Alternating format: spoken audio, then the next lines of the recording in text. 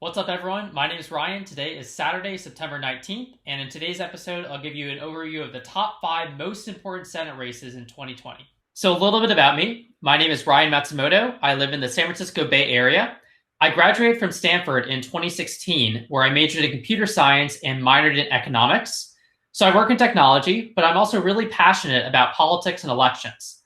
I'm a contributing analyst at Inside Elections, where I work on our Presidential Battlegrounds article series, as well as a long-term data analysis project focused on down-ballot elections. My articles have also been published in FiveThirtyEight, NBC News, and DecisionDeskHQ. I've also been cited by numerous outlets, including The Atlantic, The Washington Post, and New York Magazine. You can follow me on Twitter at RyanMatsumoto1 for the latest elections analysis. Quick disclaimer, these videos represent my views as an individual only and do not represent the views of Inside Elections or any other organization I am associated with. So on Friday, Justice Ruth Bader Ginsburg unfortunately passed away, leaving an opening on the Supreme Court. So the president is the one who nominates Supreme Court justices, but it's actually the Senate that votes on whether or not to confirm these nominees and place them on the bench. So Ginsburg's passing underscores the importance of the 2020 battle for the Senate, because it could really impact the makeup of the Supreme Court for decades to come. Republicans currently hold a 53 to 47 seat majority in the US Senate. In the result of a 50-50 tie, the vice president is the one who is the tie-breaking vote.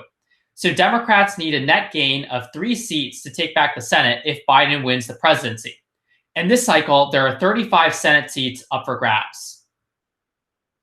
Generally speaking, people vote for the same party for president as they do for Senate. Split ticket voting is on the decline and party polarization is on the rise. So let's go over the Democrats' path of least resistance to take back the Senate. So here's a look at where the Senate currently stands. Republicans have 53 seats and Democrats have 47 seats. The first step for Democrats is to flip 2 seats in states that Hillary Clinton won in 2016. So that'd be Colorado and Maine. After that, Democrats will want to flip seats in states that Trump narrowly won, so that'll be Arizona and North Carolina. Those are 2 states that Trump won, but he only won them by 4 points. We'll assume for the time being that Democrat Doug Jones will lose his re-election bid in Alabama, just because Alabama is such a deeply Republican state. And if Joe Biden wins the presidency, Kamala Harris will be vice president, casting the tie-breaking vote, giving Democrats control of the US Senate. Now let's dive into the top 5 most important Senate races. At number 5, we have Colorado.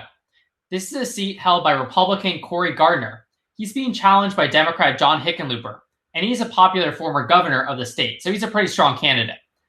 I would consider this to be Democrats' easiest pickup opportunity in the battle for the Senate.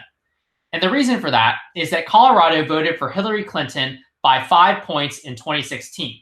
So Colorado leans Democratic at the presidential level, so we can expect that it will lean Democratic at the Senate level. And recent polls have shown that Hickenlooper is ahead, with leads from 5 to 10 points. Next up, number 4 is Arizona. This is a seat held by Republican Martha McSally. She's being challenged by Democrat Mark Kelly, who is the husband of Gabby Giffords and a former astronaut. Arizona voted for Trump by 3.5 points in 2016. And Democrats really like their chances here because Kelly is a very strong candidate. Recent polls have shown that Kelly is ahead from anywhere from 4 to 17 points, and he's been consistently ahead in the polls.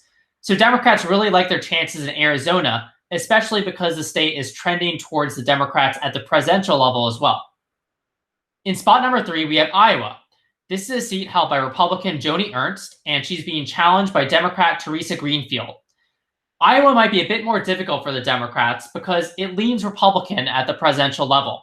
It voted for Trump by 9 points in 2016, but I'd still say it's a pretty good stretch opportunity for the Democrats, especially if they slip up somewhere else. Recent polls have shown that Iowa is a toss-up race, with Joni Ernst leading in a few polls and Theresa Greenfield leading in a few other polls. So definitely watch out for Iowa. In spot number 2, we have the state of Maine. This is a seat held by Republican Susan Collins, and she's being challenged by Democrat Sarah Gideon. One of the reasons Maine is here is that it voted for Hillary Clinton by 3 points in 2016. But it's also important to note that Collins won her re-election bid in 2014 by a whopping 37-point margin, showing that she's had bipartisan appeal to the independents and moderate Democrats in her state. But that all changed in 2018 when she voted to confirm Brett Kavanaugh for the Supreme Court.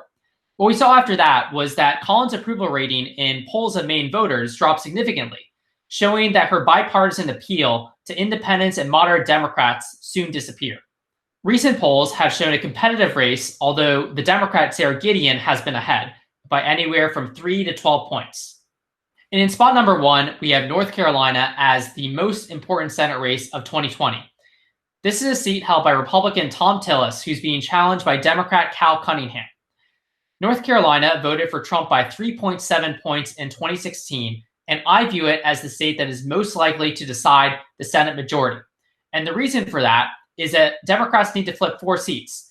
And there are 3 seats that are probably the easiest flips for the Democrats. That would be Colorado, Arizona, and Maine. But they need that 4th flip, and North Carolina provides them a great opportunity. North Carolina has a great chance to be the state that puts Democrats over the top to win the Senate majority. Recent polls have shown a competitive race, but one in which Cunningham is ahead by anywhere from 1 to 7 points in the latest polls. You might have noticed a state that's not on this list, and that's Kentucky.